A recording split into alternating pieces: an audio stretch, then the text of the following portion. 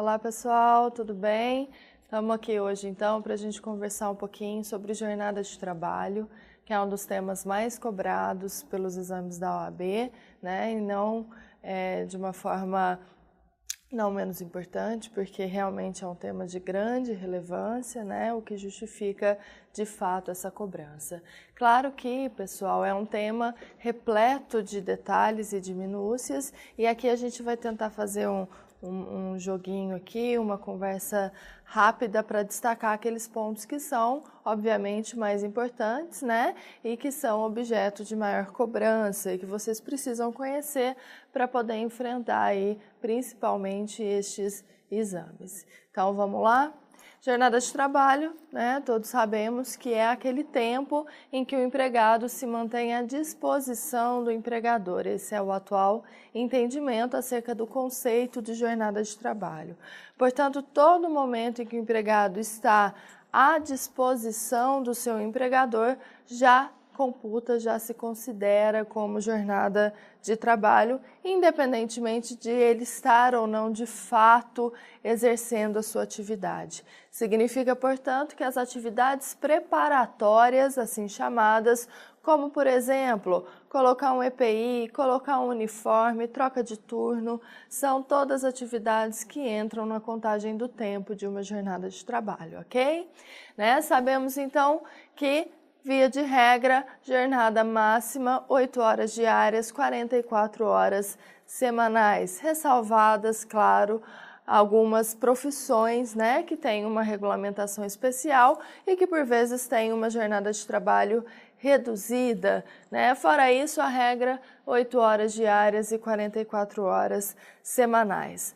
Primeira coisa que a gente precisa conversar é a respeito das horas que ultrapassam esse limite máximo permitido pela legislação. E é importante a gente lembrar que nós temos uma divisão entre horas suplementares e horas extraordinárias. Horas suplementares são aquelas horas que ultrapassam o limite diário em até 2 horas, né? Então, uma jornada de 8 horas ultrapassada em até, no máximo, 2 horas. Essas horas são as chamadas horas suplementares. Elas são caracterizadas pelo fato de dependerem da anuência do empregado, ou seja, o empregado precisa concordar em realizar essas horas suplementares, ok? Elas podem ser habituais, né, tendo em vista a necessidade desta concordância do empregado por meio de acordo individual, por meio de um acordo coletivo. Combinado, pessoal? Vejam, essas horas suplementares, elas devem ser remuneradas no mínimo em dias normais em 50%, domingos e feriados a 100%, salvo previsão mais favorável em alguma negociação coletiva. Lembrando que tomar cuidado aí ao ler a CLT seca, né? Uma vez que esse limite mínimo de adicional foi colocado pela Constituição e, portanto, o artigo 59 da CLT e seguintes, né, que falam aí das horas, no que se refere ao adicional, eles não foram recepcionados, né? A Constituição Federal coloca no mínimo 50% dias normais, 100% domingos e feriados, ok? Paralelo a isso, nós temos também a possibilidade das horas extraordinárias. Estas, como o próprio nome já diz, são horas que podem acontecer tão somente em situações absolutamente excepcionais, né? A CLT, ela diz aí que o empregado pode estender a sua jornada até no máximo de 12 horas diárias, desde que se trate de um serviço imperioso, né? Serviço cuja inexecução possa acarretar algum prejuízo manifesto à empresa. E essas, pessoal, por serem tão somente nessas situações excepcionais, elas não dependem da anuência do empregado, ok? Elas podem sim ser impostas pelo empregador. Lembrando que, segundo a CLT, essas horas são remuneradas da mesma forma que as horas suplementares, né? 50% dias normais, 100% domingos e feriados, mas o empregador está obrigado a comunicar ao Ministério do Trabalho no prazo de 10 dias acerca da realização dessas horas. É uma forma aí da fiscalização controlar se de fato essas horas estão sendo ou não utilizadas nessas necessidades imperiosas como a CLT coloca. Tranquilo? E as horas extraordinárias também podem ocorrer na situação de força maior e será remunerada da mesma forma que as anteriores. Combinado? Pergunta básica, pessoal. Horas extras, sejam suplementares, sejam horas extraordinárias.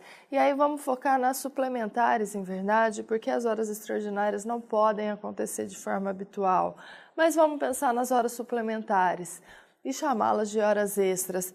Essas horas extras podem ser suprimidas do salário do empregado, né? Ou elas se tornam direito adquirido. Pensem comigo, pessoal, as horas remuneradas a 50% em dias normais e 100% domingos e feriados têm potencial de aumentar em muito o salário de um empregado, né? E a questão é, se o empregador mantém ou permite que o empregado realize essas horas, né? O que gera um acréscimo salarial a ele. Ele pode retirar a posteriori essas horas, né? Ele pode suprimir as horas extras realizadas pelo empregado? E a resposta está na súmula 291 do TST, pessoal, súmula importantíssima. Sim, ele pode suprimir, tá? Hora extra não gera direito adquirido, mesmo porque ela é considerada como uma condição não muito positiva no contrato de trabalho, muito embora ela tenha um retorno financeiro, né, que muitos empregados até gostam bastante às vezes, ela gera, por outro lado, um desgaste maior, né? Então, não se torna direito adquirido.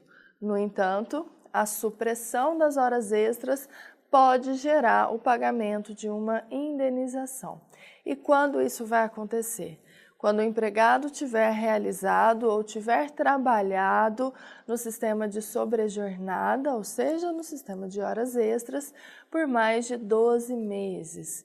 Tá? Se ele se manter dentro desse sistema de sobrejornada por mais de 12 meses, o empregador pode suprimir as suas horas extras, mas deverá indenizá-lo a média de 1 mês de horas extras por ano trabalhado na sobrejornada ou fração igual ou superior a 6 meses, ok? Então, se o funcionário trabalhou 4 anos e 7 meses fazendo hora extra, o seu empregador deverá indenizá-lo quando da supressão dessas horas, no total de 5 meses, de horas extras mensais, porque ele trabalhou 4 anos e uma fração superior a 6 meses, ok? Então, 5 meses de média de horas extras. E o valor da hora que será apurado sobre essa média deve ser o valor da data da supressão. Tranquilo? Súmula 291 do TST, portanto, súmula importantíssima. Beleza, pessoal?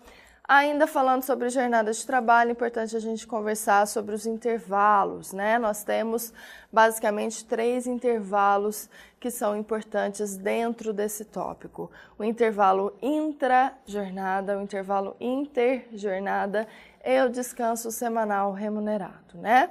Intervalo intra-jornada, popularmente conhecido como hora do almoço, né? Mas na verdade é aquele intervalo para repouso e descanso. Jornadas de trabalho de até 4 horas não possuem intervalo intra-jornada.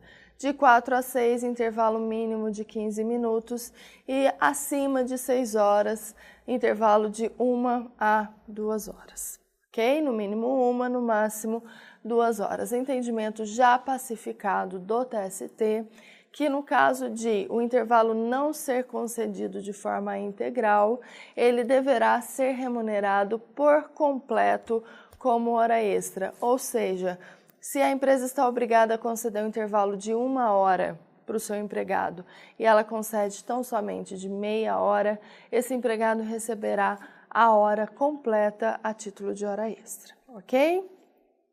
Intervalo interjornada, entre, é o intervalo entre uma jornada e outra.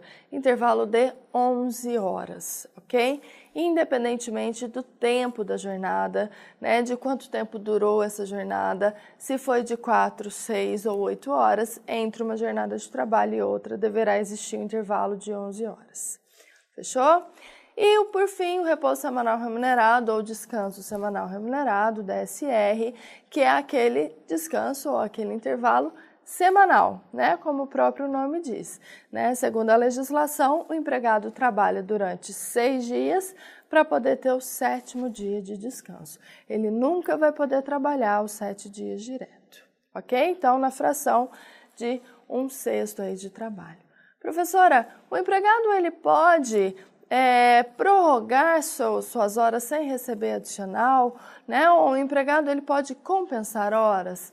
Pode existir a compensação individual, existe o banco de horas, artigo 59, parágrafo 2º, vamos falar do banco de horas. O banco de horas ele é permitido. O que significa o banco de horas?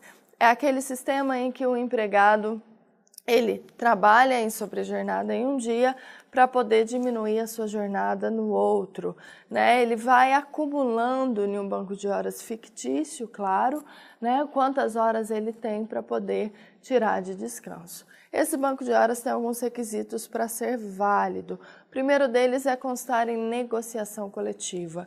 Então, o banco de horas legítimo só será assim se ele estiver ou em acordo coletivo ou em negociação coletiva. Segundo requisito, jamais poderá haver o trabalho por mais de 10 horas por dia, ou seja, acumular mais de 2 horas por dia no banco de horas. Isso também não é possível, segue a regra das horas suplementares. Além disso, o empregado ele pode acumular tão somente o total de horas da sua jornada semanal. Ou seja, se ele tem uma jornada semanal de 44 horas, ele nunca vai poder ter mais do que 44 horas no seu banco de horas. E, por fim, esse banco de horas tem que ter uma validade máxima de 1 ano, né, de 12 meses. Qualquer desses limites ou qualquer dessas regras que não sejam observadas irá gerar o pagamento das horas acumuladas ou das horas que ultrapassarem a título de horas extras, ok? Esse é o banco de horas, assunto aí também bastante cobrado e bastante importante para vocês aí nesses exames da OAB. Tranquilo? Temos ainda a hora noturna, lembrando aí rapidamente da hora noturna. A hora noturna para o trabalho urbano é aquela que está localizada entre 22 horas e 5 horas. Ela tem, no trabalho urbano, um adicional de 20% e ela é fictamente reduzida a 52 minutos e 30 segundos. Significa que a cada 8 horas de trabalho, o empregado ele ganha 1 hora, né? Então, se ele trabalhar 7 horas, é o suficiente para ele alcançar as 8 horas diárias, porque cada hora noturna representa 52 minutos e 30 segundos. Lembrando que isso é diferente no trabalho rural, tema também recorrentemente cobrado pela OAB, porque no trabalho rural há a divisão entre o trabalho da lavoura e o trabalho da pecuária. Na lavoura, o horário noturno é das 21 às 5 horas e na pecuária, o horário noturno é das 20 às 4. Em nenhum deles há horário fictamente reduzido. Professora, como que eu vou lembrar disso? Prestem atenção, das 21 às 5 na lavoura ou das 20 às 4 na pecuária, quantas horas existem? 8 horas. No urbano, das 22 às 5, quantas horas? 7 horas, porque no urbano é reduzido e no rural não é.